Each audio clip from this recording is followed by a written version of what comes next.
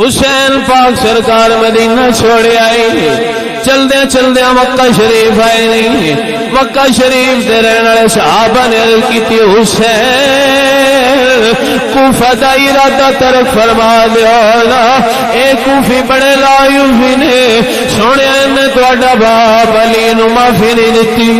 لہذا حسین تسی بھی نہ جانا۔ میرے حسین فرماندے نے او میرے رسول دے او میرے نانا دے وفادار صحابہ، ہن اگر نہ گیا ظالماں وچ گنی واگا،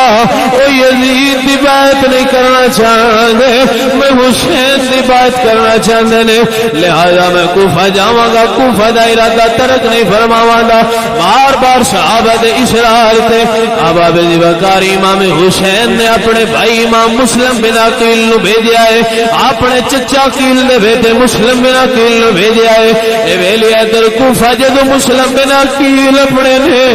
لوگاں نے استقبال کیتا، لوگاں نے آؤ بھگت کیتی، اللہ اللہ قربان جاواں ہفتہ گزریا 12,000 بندے نے بیعت کر لئی، خط لکھا ہے بھائی حسین 12,000 بندے نے میری بیعت کر لئی، حسین تسی آ جاؤ نا، ایتھوں دے لوگ ساڈی بیعت کردے پے نے، جو کر جو کار نے، یا حسین تسی آ جاؤ نا، اللہ اللہ قربان جاواں بیلیا جدوں 12,000 دا خط لکھی گیا ہے، ادھر خط میرے حسین کو آیا، ادھر ابن زیاد اپنا بہروپیہ بدل کے اپنا روپ بدل کے راتوں رات کوفہ دے اندر آیا، لوگوں نے سمجھا حسین آ گئے نے، کیونکہ مدینہ دنیا رستہ ہوتا ہے کوفہ دے اندر، اور رستہ انہیں اپنایا، حجازی لباس پہنیا، لوگوں نے سمجھا حسین آ گئے نے، لیکن لوگوں نے نہیں پتا اے دے اندر چھپیا ہوا ظالم ابن زیاد، اللہ قربان جاواں میرے حضور دے غلام حسین پاک سرکار نے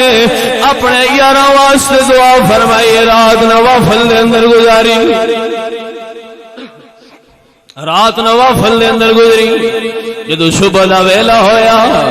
میرے حسین فرماندے نے بیٹا علی اکبر